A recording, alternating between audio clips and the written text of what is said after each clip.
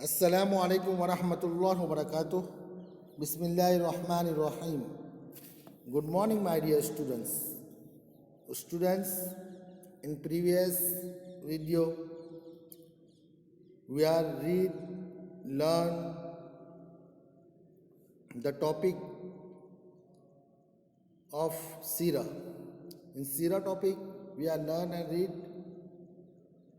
lesson number 1. First definitions. In every topic we are learning which topic we are starting.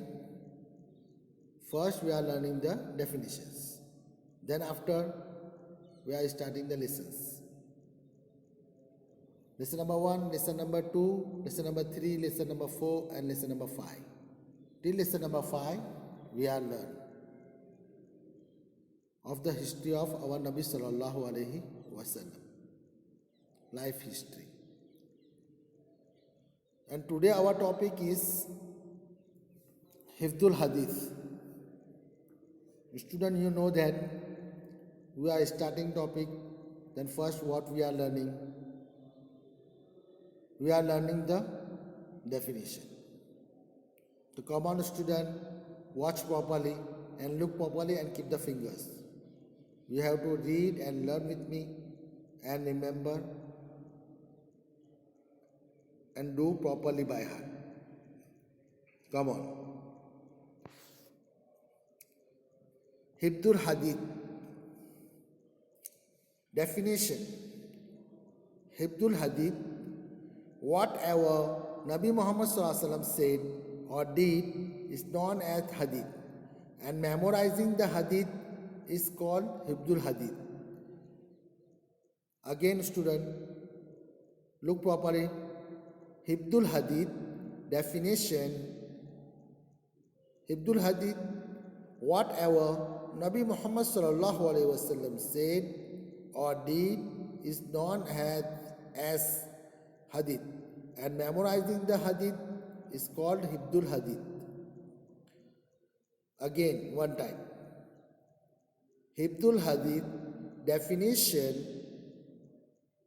Hifdul Hadith, whatever Nabi Muhammad sallallahu alaihi wasallam said or did is known as Hadith, and memorizing the Hadith is called Hifdul Hadith. Student, 3 times we are read and learn. Inshallah, you will remember. And student, now I am explaining you in Urdu.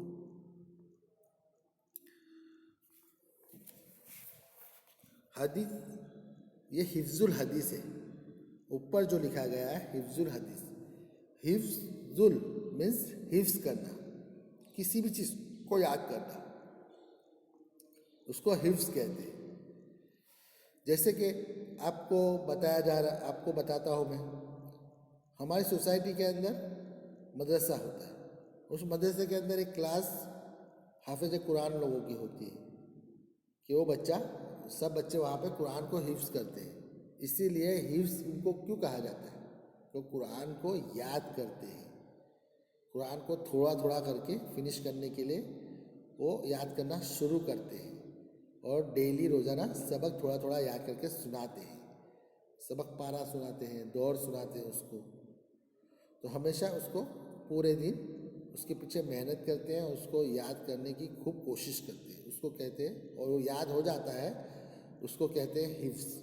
इसीलिए हम हमारे दोस्तों के अंदर जो हिफ्ज class के अंदर पढ़ता है उसको हम क्या कहते हैं? हाफिजी कहते हैं. हाफिजी क्यों कहते हैं? इसलिए कहते हैं कि उसने कुरान का हिफ्ज किया है, कुरान को याद किया है. इसीलिए हम जो भी चीज़ याद करेंगे उसके हम क्या हुए? हिफ्ज करने वाले हुए. समझ में आया? Understand student?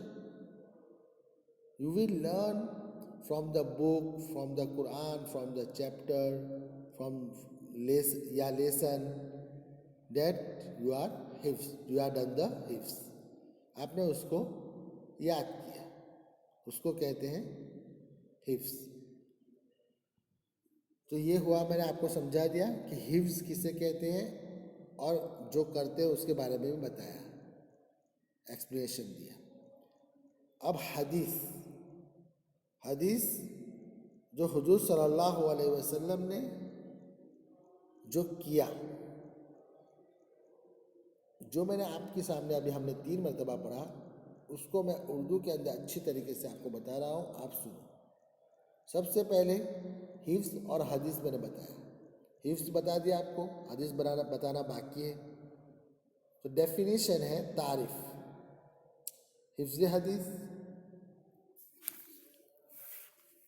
हदीस हुजूर सल्लल्लाहु अलैहि वसल्लम की बताई हुई बातों और आप सल्लल्लाहु अलैहि वसल्लम के किए हुए कामों को हदीस कहते हैं।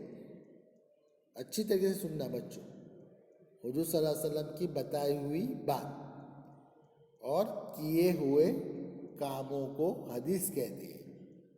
तो हिफ्ज़ के बारे में बताया और ये हदीस के बारे में हुआ, और ये उसकी जो हमने डेफिनेशन जो पढ़ा इंग्लिश के अंदर, हमें इंग्लिश में ही याद करना है, ये आपको अच्छी तरीके से समझ में आ जाए, इसलिए मैं आपको उर्दू के अंदर उसका ट्रांसलेशन कर कर आपको समझा रहा हूँ कि हुजूर सल्लल्लाहु अलैहि वसल्लम की बताई हुई बातों को और उनके किए हुए कामों को हदीस कहते हैं, और हदीस के याद करने को हिफ्जुल हदीस कहते हैं। हदीस जो हम याद करेंगे, मतलब कि जो हमने सुना, हुजूर सल्लल्लाहु अलैहि वसल्लम को देखा, उसको हमने हमारे दिमाग में बिठा लिया, हमने उसको समझ लिया, याद कर लिया, और फिर बाद में हम उसके मुताबिक अमल करते हैं। तो वो सबसे पहले हमने क्या किया, उसको याद हो गया कि हाँ हमारे नबी ने इस तरीके से बताया है, इस तरीके से किया था, और हमारे उस्ताद ने हमारे नबी के बारे में हमें ये बताया है। तो ये सब क्या हुआ, हिफ्ज़ हुआ। और क्या हिफ्ज़ हुआ, हदीस, इसीलिए उसको हिफ्जुल हदीस कहते हैं। अब हम कुरान को पढ़ेंगे, कुरान को याद करना स्टार्ट करेंगे। जैसे यासीन है, यासीन हम डेली पढ़ते हैं, तो आप डेली पढ़ेंगे तो ऑटोमेटिकली आपको उसको वो याद हो जाएगा। तो आप कैसे हो, यासीन के हिफ्जुल यासीन हुए, यासीन के याद होने वाले, क्योंकि आपको डेली पढ़ते थे, इसके लिए आपको याद हो गया, आपको पता भी नहीं चला। और आप इरादे से भी याद करेंगे, जैसे अभी मुझे याद करने बैठना है, मैं इसको याद करना शुरू करता हूँ, तो आप एक लाइन याद करेंगे, दूसरी लाइन याद करेंगे, तीसरी लाइन याद करेंगे, उसको कहते हैं हिफ्ज़। और आप कुरान को इस तरीके से याद करते हैं, हिफ्जुल कुरान हुआ, और हदीस को इस तरीके से ढूंढ ढूंढ कर आप याद करेंगे, तो वो हिफ्जुल हदीस हुआ। अब हिफ्जुल हदीस हमें याद करने का शौक़ पैदा, उसके बारे में हुजूर सल्लल्लाहु अलैहि वसल्लम ने क्या बताया, वो आपको मैं इंग्लिश के अंदर पढ़ता हूँ सबसे पहले, और फिर बाद में आपको उसको उर्दू के अंदर उसको आपको अच्छी तरीके से उसका मीनिंग बताऊँगा। आप अच्छी तरीके से सुनो और उसको याद करो और याद रखो। हदीस, नबी मोहम्मद सल्लल्लाहु अलैहि वसल्लम said, the person who learns 40 ahadith to benefit the ummah will be told on the day of judgment to enter Jannah from whichever door he places। यानी हमारा नबी सल्लल्लाहु अलैहि वसल्लम ने, अब मैं आपको उर्दू में बता देता हूँ उसका मीनिंग, कि अल्लाह के रसूल सल्लल्लाहु अलैहि वसल्लम ने फरमाया, जो शख्स मेरी उम्मत के नफ़ा के लिए 40 हदीसें याद करेगा, तो उससे क़यामत के दिन कहा जाएगा कि जन्नत के जिस दरवाज़े से चाहो दाखिल हो जाओ। तो 40 हदीस हमें याद करना है। तो हुजूर सल्लल्लाहु अलैहि वसल्लम ने क्या बताया कि उसको क़यामत के दिन क्या कहा जाएगा, जजमेंट के दिन, कि जिस दरवाजे से चाहो जन्नत में दाखिल हो जाओ। जन्नत के जो डोर है, उसके डोर के अंदर जिस दरवाजे से हम चाहें उस दरवाजे से हम एंटर हो सकते हैं। कब एंटर हो सकते हैं, जब हम ये 40 हदीस हमको याद होगी तब। तो हम इस 40 हदीस को बच्चों अच्छी तरीके से सुनेंगे और याद करेंगे। और 40 हदीस याद करना बहुत इजी है। आपको लगेगा ये सर तो बोल रहे हैं कि 40 हदीस इजी है, इजी इसलिए है कि आपको मैं ट्रिक बताता हूँ कि जैसे कि आप थर्ड स्टैंडर्ड में आप इस टॉपिक के अंदर आपकी 5 हदीस है, तो 5 हदीस फिनिश होगी। आप फोर्थ में जाएंगे तो फोर्थ में 5 हदीस फिनिश होगी, और उसके बाद में आप फिफ्थ में जाएंगे तो फिफ्थ में डायरेक्ट 10 हदीस आएगी। 5 + 5 + 10 20 हो गई। 6 में जाएंगे तो +10 तो कितनी हुई 30 + 10 ऐड करो तो हो जाएगी 40 7 स्टैंडर्ड में। जैसे जैसे आप बड़े होंगे इसके लिए आपकी हदीस भी 5 बढ़ जाएगी, वो 10 हो जाएगी। तो 7 स्टैंडर्ड तक 7वीं क्लास तक आपकी 40 हदीस आपको याद कराई जाएगी। आप पढ़ेंगे और उसको याद करेंगे और हमेशा के लिए याद रखेंगे। और ये हुजूर सल्लल्लाहु अलैहि वसल्लम ने जो हमें बात बताई है उसके हम मुस्तहिक बनेंगे। तो इंशाअल्लाह बच्चों इसको आप अच्छी तरीके से पढ़ेंगे और याद करेंगे और हमेशा के लिए याद रखेंगे, ताकि हमारी दुनिया भी अच्छी बन जाए और आखिरत भी अच्छी बन जाए। फिर हमारे प्यारे आका हज़रत मोहम्मद सल्लल्लाहु अलैहि वसल्लम की बातों को पढ़ना, याद करना और उनको अपनी ज़िंदगी में अपनाना बहुत सवाब का काम है। अल्लाह ताला उससे खुश होते हैं, उससे ज़िंदगी में नूर पैदा होता है। जो हुजूर सल्लल्लाहु अलैहि वसल्लम ने बताया हुआ है बहुत इजी है बच्चों। और अभी हमारा आगे लेसन स्टार्ट होगा, वो आपको ये दीन के बारे में ही बताया जाएगा। तो क्या है, उससे नूर पैदा होगा, उसके बहुत सारे बेनिफिट है दुनिया के अंदर भी और आखिरत में भी। तो नूर पैदा होगा और दीन पर चलने की तौफीक हासिल होती है। लिहाजा हदीस को ज़बानी याद करना चाहिए। इसीलिए हमको हदीस को हिफ्ज़ करना चाहिए, याद कर लेना चाहिए। याद करने के बाद रखना चाहिए और अपने छोटे भाई को, अपनी बहन को, अपने दोस्तों को भी याद कराना चाहिए, ताकि उससे हमें फ़ायदा हो और हमेशा के लिए हमको दुनिया भी हमारी भली बन जाए और आखिरत भी बड़ी बन जाए हमेशा के लिए। तो इसके बहुत बड़े बेनिफिट है दुनिया में भी और आखिरत में भी।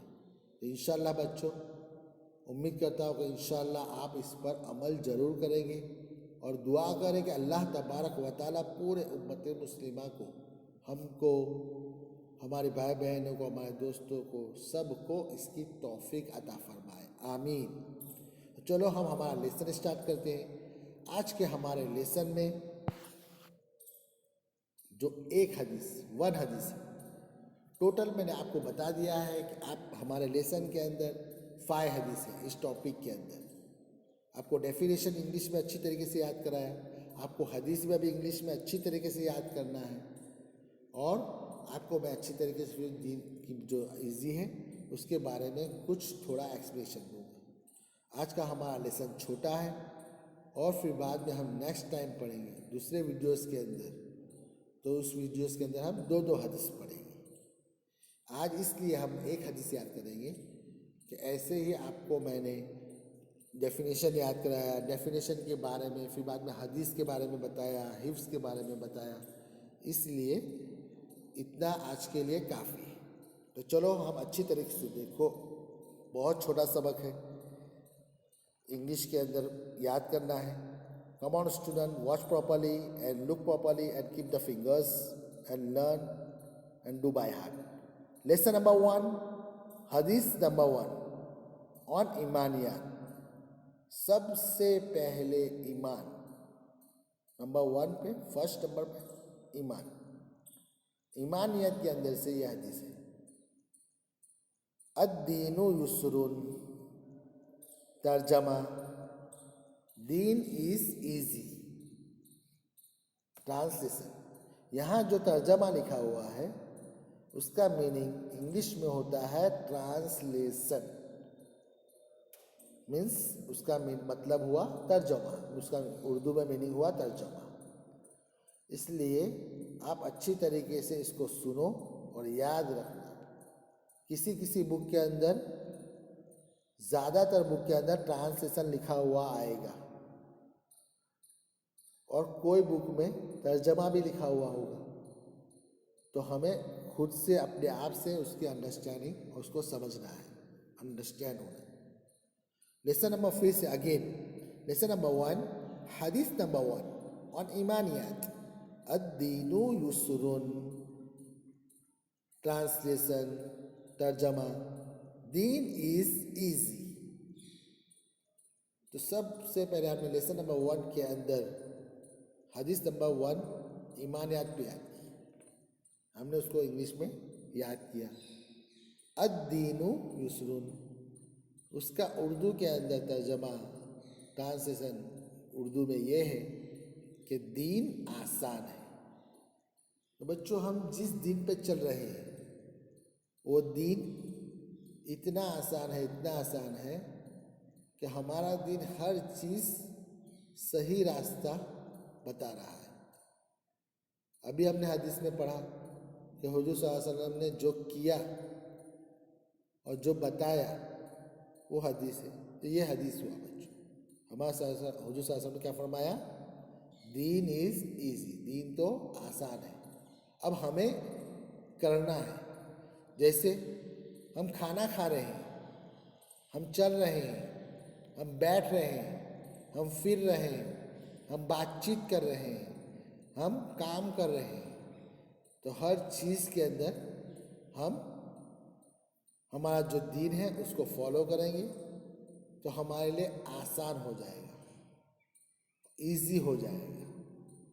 जैसे हम अभी चल रहे हैं तो रोड के ऊपर चल रहे हैं, अब रोड के ऊपर चलेंगे, बीच में चलेंगे, ध्यान नहीं रखेंगे तो कोई भी गाड़ी आएगी और वो हमसे टकरा जाएगी। और हम साइड के ऊपर चलेंगे तो कैसा हुआ? हम सेफ रहेंगे। तो हमें दीन ने क्या सिखाया है कि साइड के ऊपर चलो, 2 जन हो तो हाथ पकड़कर साइड के ऊपर से चलो, बीच में मत चलो।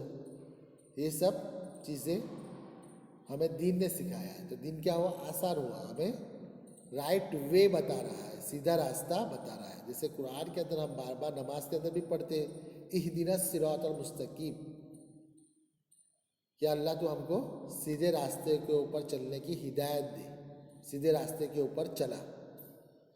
हम अल्लाह से हमेशा क्या मांगते हैं? पांचों नमाज के अंदर हम जब सूरह फातिहा पढ़ते हैं तो सूरह फातिहा के अंदर आता है इहदिनस सिरातल मुस्तकीम,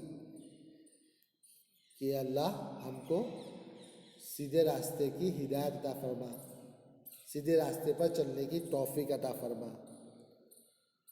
बच्चों, ये हुआ आसान दीन, कि हमें खाने के तरीके भी बताए गए।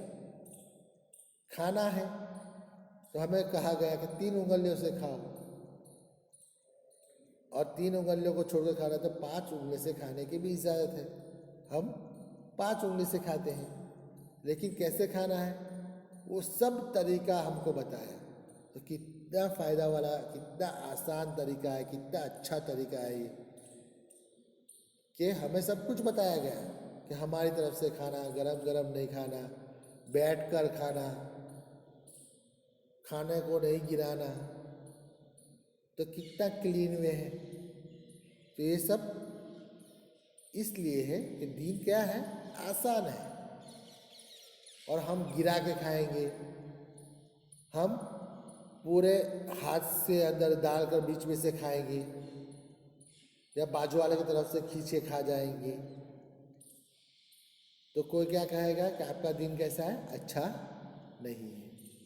इसलिए हमें दीन ने सब कुछ सिखाया है, हमारे दीन ने हमको सब कुछ सिखाया है।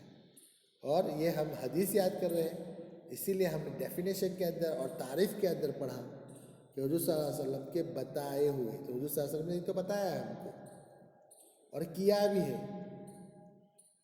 कहा भी है, और काम करके भी दिखाया कि किस तरीके से खाओ, कैसे बैठो, बैठ के खाना है, किस किस पोजीशन पे बैठना है, कैसा कैसा बैठना है, मतलब आसान तरीके से बैठना है।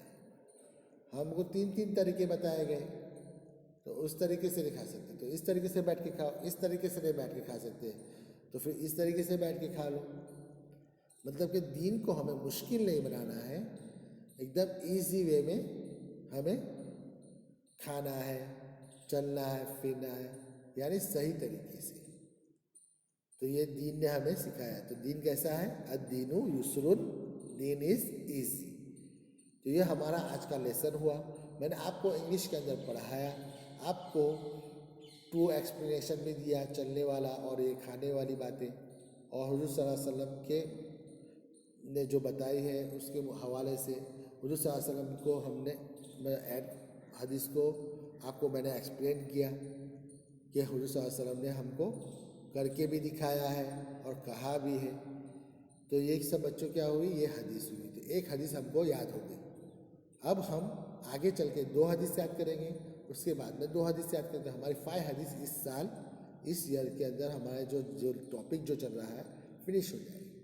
तो इंशाअल्लाह मैंने आपको शुरू में बताया था 5 को ऐड करेंगे तो दूसरे 5 ऐड करना है, वो 4th में आप ऐड करेंगे, 5th में 10 ऐड करेंगे, 6 में ऐड करेंगे, 7 में ऐड करेंगे। इस तरीके से आपकी 40 हदीस आप पढ़ेंगे, याद करेंगे और हमेशा उसको याद रखेंगे।